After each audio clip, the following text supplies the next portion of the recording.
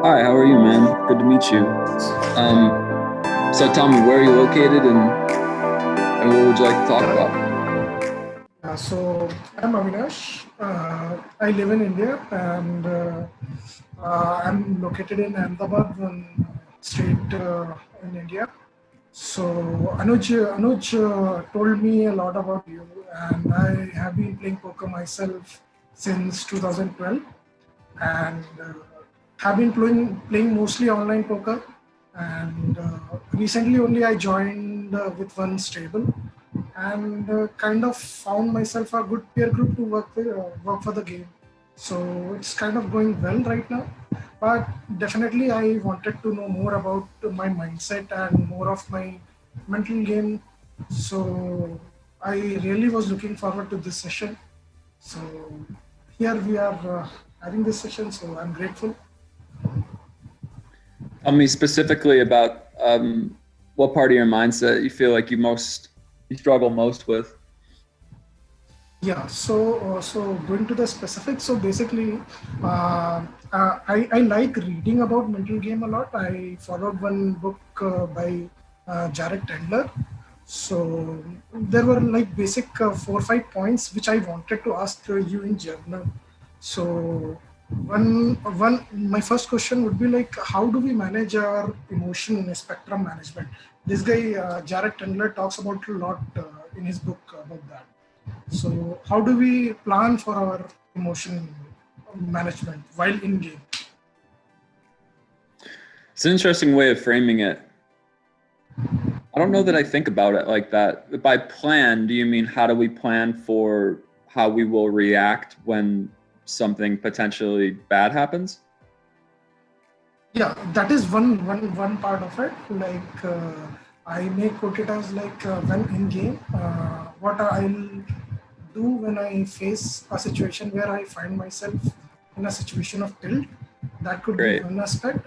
Other aspect could be like how do I in general proceed towards a game and then plan in advance that how do I how do I manage my emotion uh, uh, while in game. Like there is not only one emotion, right? Where when you are Sure. on tilt or something, there are many. Like when you are on a hot streak, you feel like overconfident. You might be bluffing a lot, or you are getting entered into a lot many parts than you should be.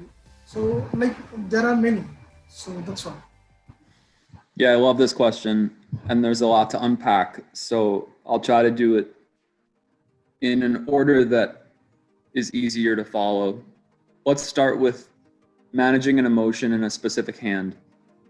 So let's pretend something happens like you take a bad beat. Uh, Technically shouldn't have happened, but we know that anything can happen in any given trial and anything can happen even over a significant sample. Variance just says that it's allowed to happen. So the first part of this, I think, is really checking in with ourselves and making sure we understand logically the framework of variance. If the logical mind can really remind itself that you're not entitled to win any one pot, you're not entitled to win in any one session, this, especially in MTTs, is so important because things take a long time to press out. A winning player can be break even for 6 months, and that's not even really a big deal. So getting the logic out of the way and putting it on the table and looking at it and saying, this is the reality of the situation. I am in a career where variance is a factor. In fact, it's a very big factor. Um, that can be one aspect of managing emotion, the way you put it. Because as long as we can drop expectations logically around any one outcome, any one hand, that's half the battle because it sort of reminds our mind that it's silly to be generating negative emotions around that outcome. That's only half the battle because there's like a subconscious or deeper rooted emotional reaction that we have to learn how to repair. Um, Most guys that I have this discussion with, they can see that it's illogical to get upset, but it doesn't stop them from being upset. A lot of that happens because there's stuff going on sort of underneath the surface, deeper than logic. that makes sense. I think this is a lot of where subconscious coaching comes in. Jared Tendler, Elliot Rowe are the guys that I think pioneered this type of mindset work for poker players. But really what I think you're looking at for this other half to solve the full puzzle is a method or a new approach to how we interpret the event when it's happening. Now, there's a logical side to that I just explained, but there's also an emotional dialectic side to that. In other words, dialogue, how you're speaking to yourself, how you're talking to yourself as you are going through an event and experiencing it as a person.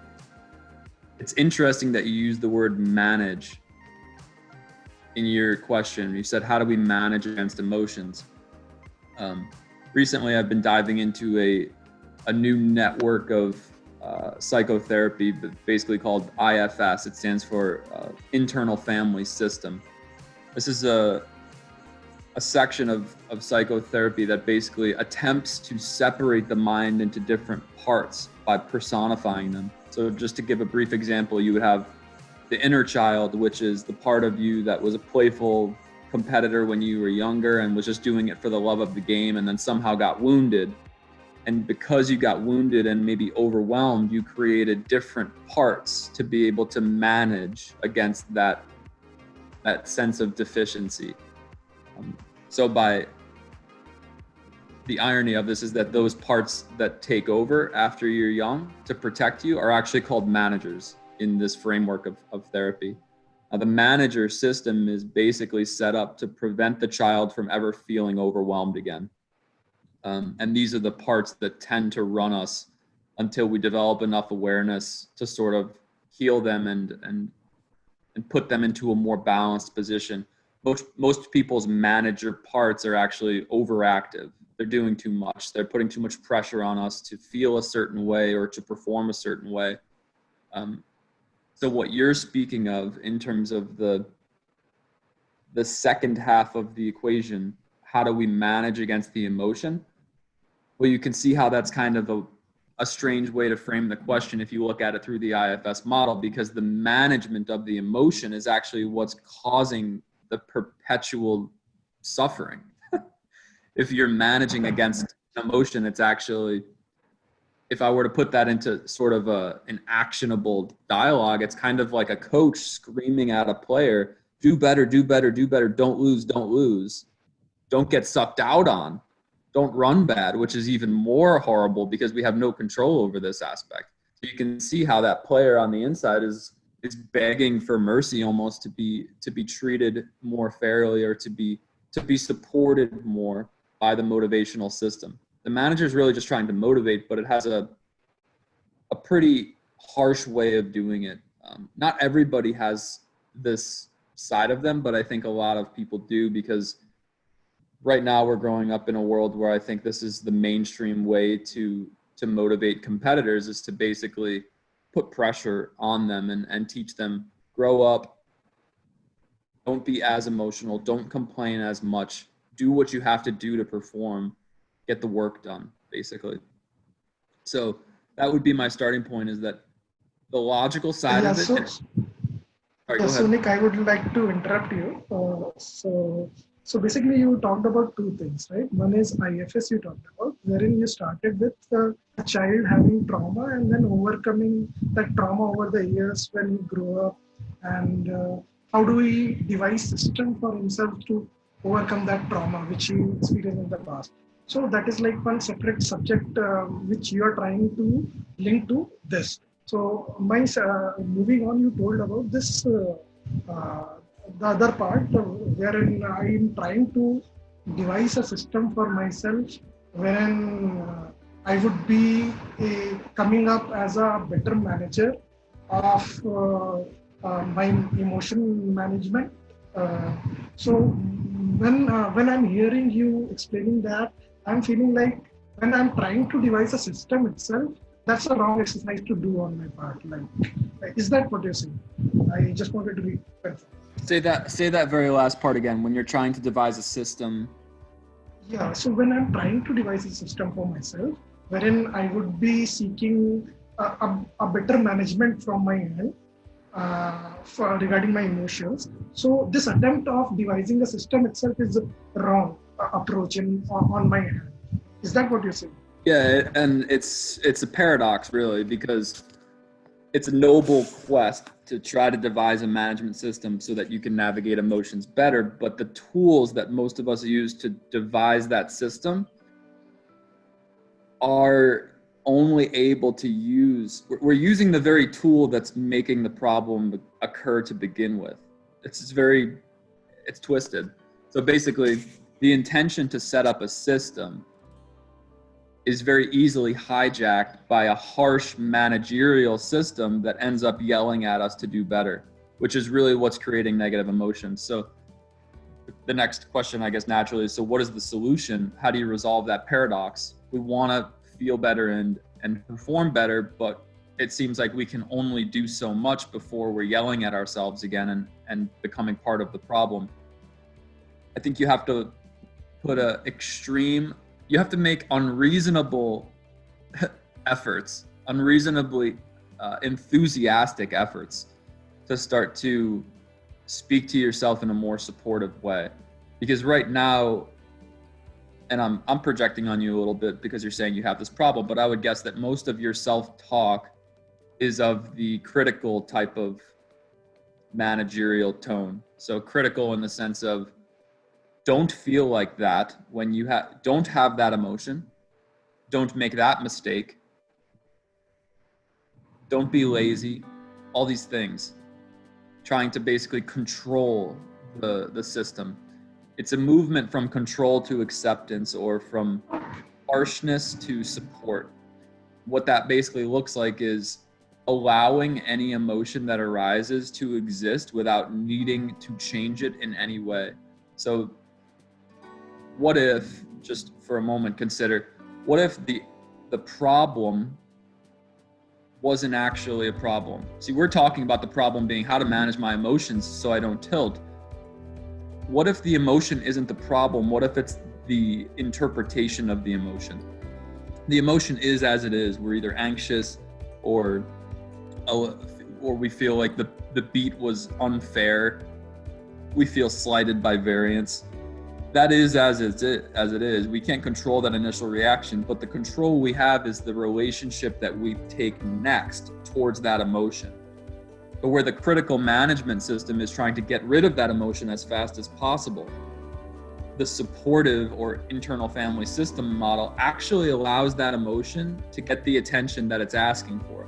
It's a complete reframe though, because when that emotion pops up, what it's really saying is, I'm crying out for attention because I never got the support that I needed, and that's why I feel like this is unfair and I feel victimized or in some way deficient.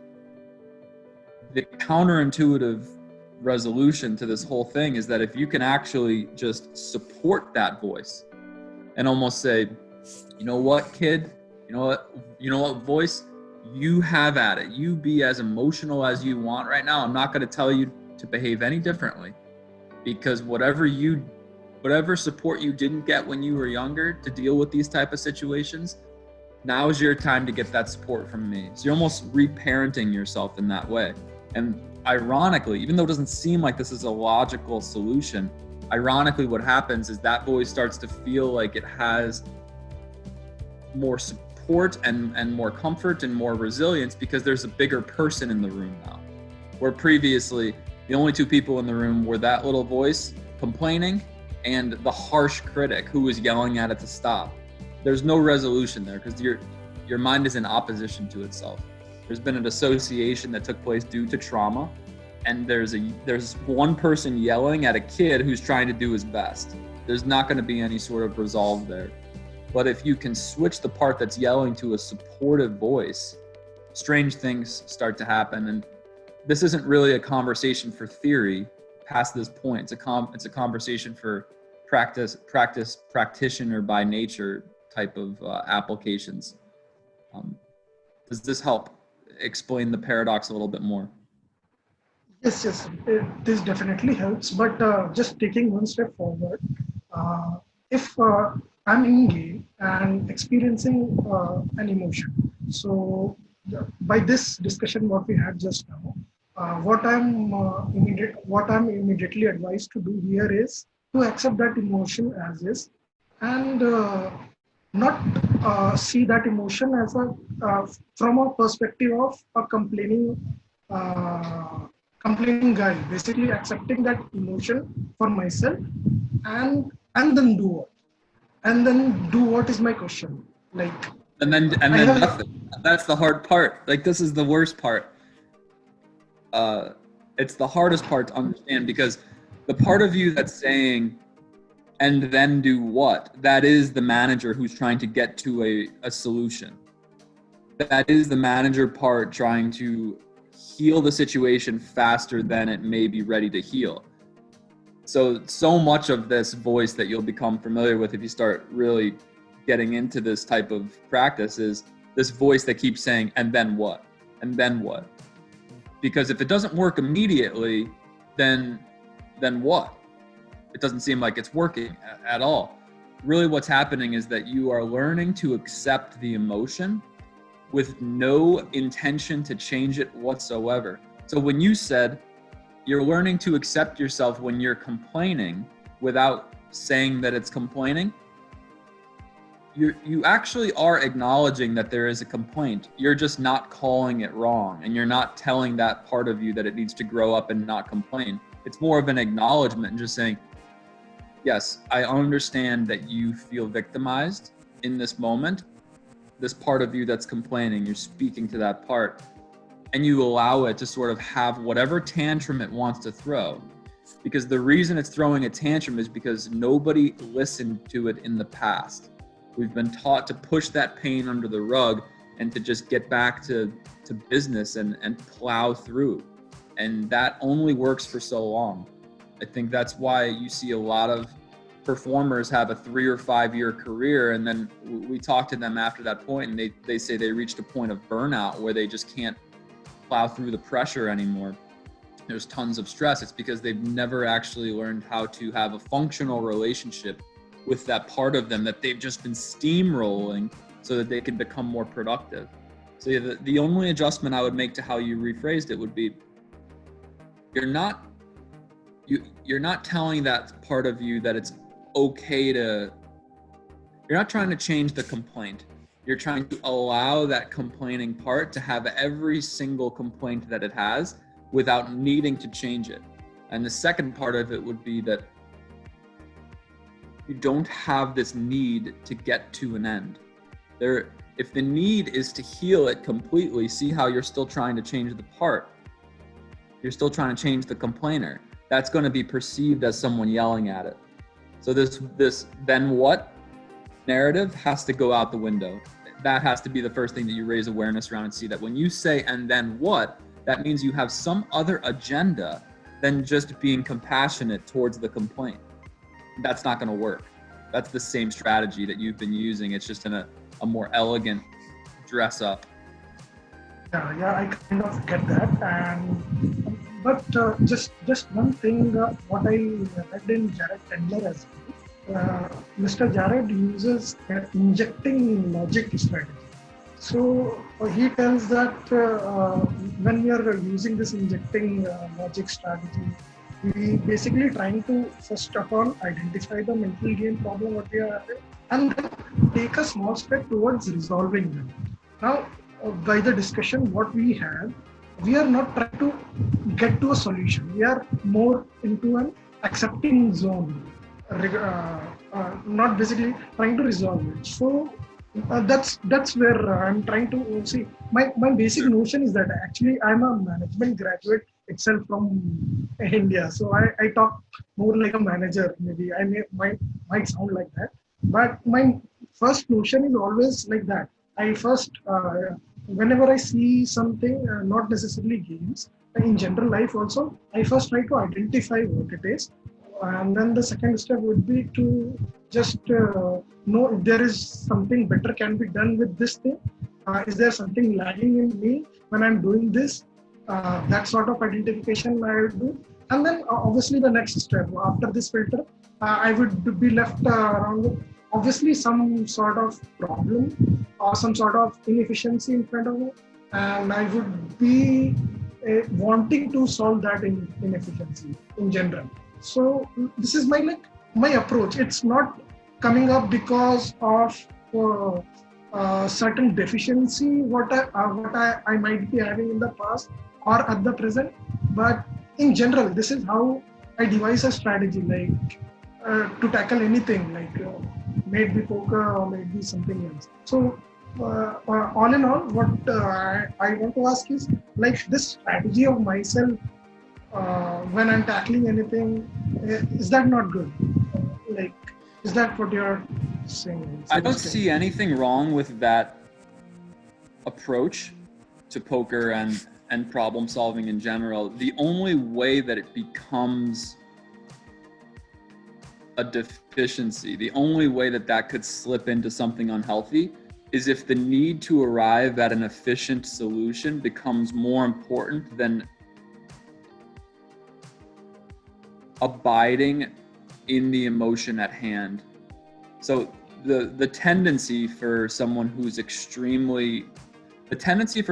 a very high preference for efficiency, and I know what you mean because that's the makeup that I come from, is that if it's not efficient, it's not okay. If it's not efficient, it needs to be upgraded and optimized. That's a very powerful skill because it causes you to be a good problem solver and to reframe things into ways that we can get to a better solution. But the one caveat that it entails is that it often, if there's not a heightened amount of awareness over the type of things I've been speaking about on call, it can often turn into a opposing relationship with our emotions. Because a lot of what fuels the optimization process is a lot of this judgment of it's not good enough yet. If you remain balanced in that approach, I think it's completely healthy, and I think that's sort of where you need to be, and injecting logic can help that. I don't think injecting logic goes the whole distance. I think there has to be some attention paid to the emotional system to make sure that you don't push yourself too hard by saying it's not good enough yet, we need to do better. That's when that whole approach starts to slip downhill and you start to have some bad side effects to it, which I would say mainly would be stress. Stress would be the main side effect of somebody who goes too far in that direction of optimization. But overall, I don't see anything wrong with the general approach. No, it's just there's potential side effects if it gets too intense. Yeah, and just to add on to this, what you just told. So basically, I've been a constant achiever in my studies from my young school days till now. I don't know whether you know about the colleges in India or not, but there are one certain category of the B school in India. Like they are the top B schools in India. So I was a graduate from one of those institutes, and before that also I used to be in good colleges, like topmost colleges, and I have always seen myself like putting in a lot of effort, from when compared to others maybe, and achieving what I set for myself.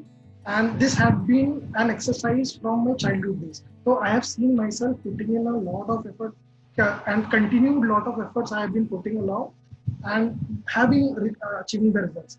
And as you rightly said that if I'm not able to find a balance while I'm in this process, then it might lead to stress. So that's exactly what happened when I was in my 20s. Right now I'm in 31-year age guy, but when I was in 20s, this happened to me. So what I did is I actually devised a way for myself how to better manage stress now, rather than pushing myself too hard and fall prey to those stress and then give up. Rather than that approach, I tried to devise a mechanism for myself to better manage stress now.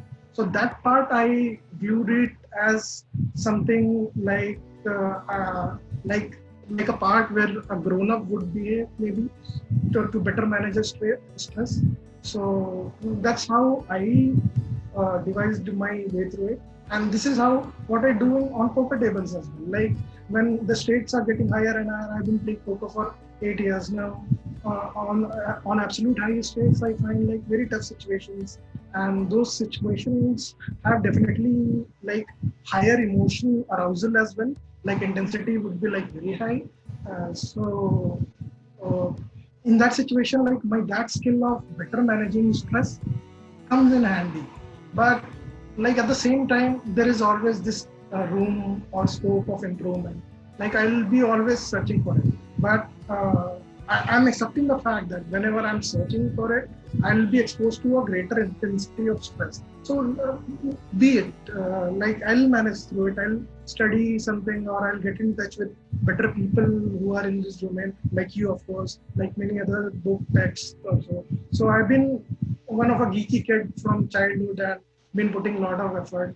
So I feel good about myself and my approach this way. But definitely I'm open to hear more that whether I am going perfectly or should I do some changes or yeah, that's it. Well, yeah, I love that you're open to more because it sounds like you're already doing very well and you've had great results with the method that you're using. And all I can suggest is that you remain open, because I remember before I discovered the second half of the story, which is that there is a way to cultivate a better inner narrative that actually helps to release stress every step along the way. It really opened my eyes to how much more efficient I could have been if I just remained open earlier on, because I was very good at micromanaging stress too. And I think what happened in a lot of ways was I taught myself how to numb the stress without realizing what I was doing. Is I was learning how to breathe through stress and sort of deregister it from my mind so it didn't affect me, but I was never fully processing it. And I think that's what this next level potentially can offer, is a way for you to develop a more supportive relationship with the whole process of stress, by seeing that the one who is stressed inside of you, the portion of your emotional field, your mental emotional field, it would not be as stressed if it felt like it had more support. And you can develop a new relationship in terms of your internal dialogue that I think actually accelerates the entire progress that you've been experiencing, because you do seem very good at injecting logic and micromanaging stress and creating systems. And I would say you can balance that plane of awareness with the emotional intelligent plane of awareness that learns how to speak to yourself in a more supportive way, because you can only do so many you can only change something so systematically until it becomes overly rigid or overly closed-minded. And that's the main thing that I would caution you against, is keep a high awareness around where you are becoming closed-minded in a certain system. You seem to be really open-minded, and I would say that's your biggest advantage right now in getting to the next level, is continuously questioning, is there a more efficient way of doing this that doesn't necessarily use the same tools? That's really the balance of this paradox, is there is a more efficient way, and it's not going to be sharpening the same tool that you've been sharpening. It's not this micromanagement, injecting logic, problem solving aspect of yourself. It's this more feminine energy, supportive, motherly type, some sort of comforting quality that is able to speak to you in a more supportive way. It gets abstract, and I'm sorry I don't have better words, but it's an energetic balance for sure to problem solving. There is the injecting logic side, which it seems like you have a lot of advantages in, and then there's this other side that is just more ethereal, that I think certain people have naturally and certain people have to cultivate. And for me, I've had to cultivate that second half, and I can say that it does improve the whole system. And but how do we cultivate that? As in, shall I do something about it, like particularly to like be more comforting with myself? Because I know I go pretty much harsh on myself. I like push myself to like very limits. So how should I like plan myself to get into that zone of being more comforting while being good at injecting logic as well? Like, Yeah, I love it. So, I think what I'm going to do is create an entire new video or recording that sort of gives guys some practical steps of how they can reframe this inner dialogue, and how we can inject more logic and be more supportive in our inner narrative simultaneously. It's an entirely new discussion now that you're on board with it, and I'm happy that you are. Um, but I think it's going to be something that I have to lay out more systematically. That it starts with talking to yourself in a more supportive way, but there's a lot of creativity you can use in that process, and that's what I've really liked about it. Is my creative problem-solving mind is finding new ways to change my inner personality to speak to myself in ways that are more supportive. So that process too can be fun to tinker with and say, well, what if I said this to myself instead of this? Does that change my experience? And it does, and that's what's been fascinating to me. So I think what I'll do is put together a series of practical exercises to help you reframe the inner voice and to connect that to injecting logic, because I think it's super helpful, and I'm excited that you asked that question, because it tells me that there's some interest here. And I also think it's funny that what you said about India breeding more of the manager type role. I think maybe that's why I'm drawn to helping that part of the world, is that I just sense that there's some sort of resonance going on there, that maybe whatever I have as a mindset skill set could contribute more to you guys than anybody else at this stage. And I definitely come from that critical problem solving makeup. So it's nice to meet some of my brothers from the other side. same here. Definitely All right, looking brother. for that session. For sure. I have a call with Anush today, so I'll speak to him about how we can get more materials out to you guys, and we'll go from there. Yeah. Super helpful this session. Thank you for your Thanks a time, lot. brother. Yeah.